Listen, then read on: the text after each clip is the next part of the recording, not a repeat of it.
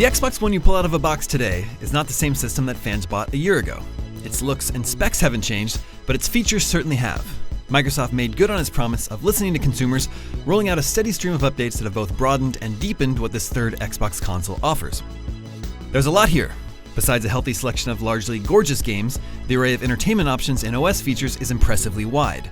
And when all of its new technology comes together just right, the experience is weirdly magical.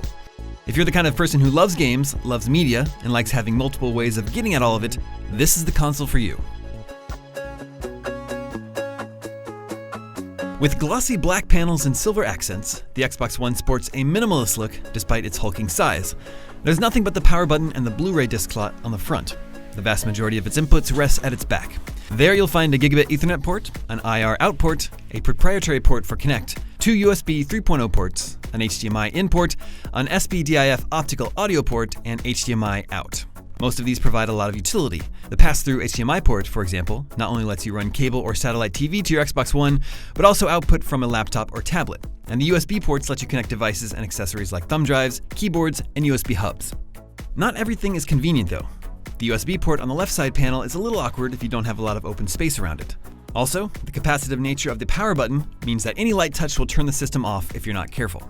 When it comes to internal specs, the Xbox One holds relatively close to its main current-gen competitor, the PlayStation 4.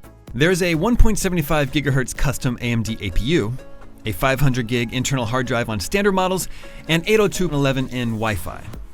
Where it differs from the PS4 is support for Wi-Fi Direct, a lack of Bluetooth, no ability to upgrade the hard drive, and, most key, the fact it sports 8 gigs of DDR3 memory. Most of these differences aren't a problem.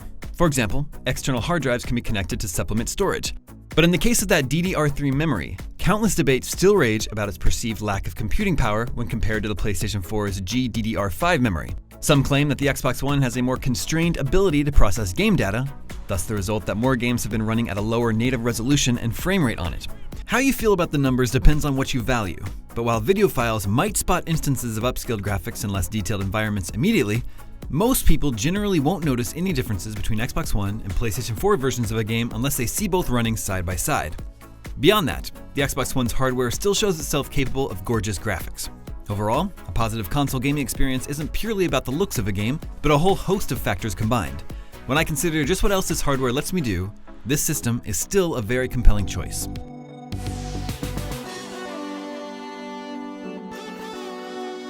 A good portion of that positive opinion comes from the use of Microsoft's second-generation motion-sensing infrared camera. Kinect 2.0's wide field of vision, 1080p resolution, and multi-array microphone for voice commands help sell a very nifty Star Trek experience.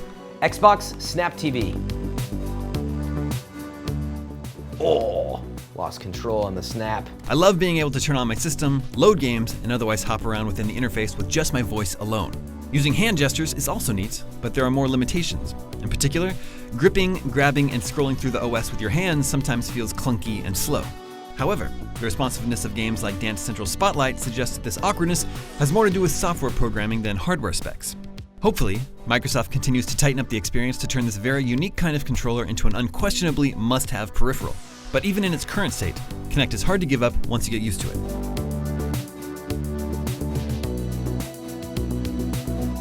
As for the actual controller itself, all I can say is that if you loved the Xbox 360's controller, you'll very likely adore this one.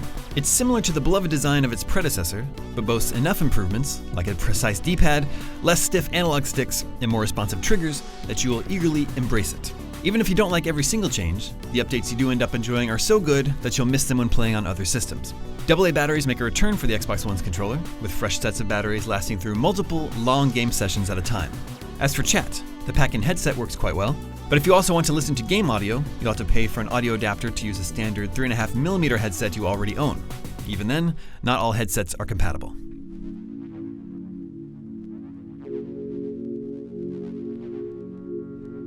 Diving into the Xbox One's interface is somewhat like hunting for treasure in a messy room. Many wonderful and sometimes downright awesome things exist in those piles, but you can have difficulty finding them. As a result of Xbox One's Windows 8 influenced aesthetic and its seemingly endless amount of rectangles and squares, relying on Kinect is the best way to get around within the console's interface. Voice commands are fast, and when paired with the Smart Glass Companion app on a tablet or mobile device, you can view info like TV listings and achievements on a second screen, eliminating the need to pull up their apps on your main screen. It's not a perfect solution by far, but it's handy to have a lot of options while Microsoft hones the use of snapped windows on the right side of the screen. Hopefully, the company will eventually allow user control over where an app or game automatically loads. I'd love to be able to set which apps load as full screen experiences or snapped windows, or on my second screen. Despite needing to dig into the interface to get at what you want, it's certainly worth it. What this console can do in addition to playing games is delightful.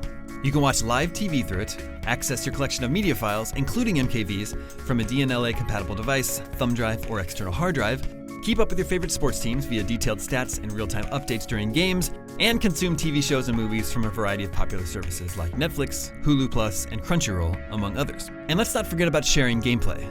The Game DVR and Upload Studio apps make grabbing clips and uploading them to YouTube fast and easy, while the Twitch app makes live streaming effortless. Really, the only element missing from this all-in-one box concept is integration with DVR recordings, as you'll still have to access those separately if you want to see what you've recorded. In this round of the console wars, the Xbox One is trying to be the futuristic, all-in-one device of your living room. And after a year of updates, it's finally begun to succeed at that. When I turn on my system, I'm not thinking about what I'm missing as compared to another console. I'm wondering what kind of cool features will pop up next and make me even happier about owning it. That said, there are still areas that could use refinement. Navigation and organization within the Xbox One's interface still needs to be further honed, and it wouldn't hurt if Microsoft worked with developers to eliminate lower resolutions and frame rates in third-party games. But if the same amount of growth from the last 12 months can be duplicated, the Xbox One's poised to go from being a great system to an amazing one by this time next year. For more on the Xbox One, stay tuned IGN.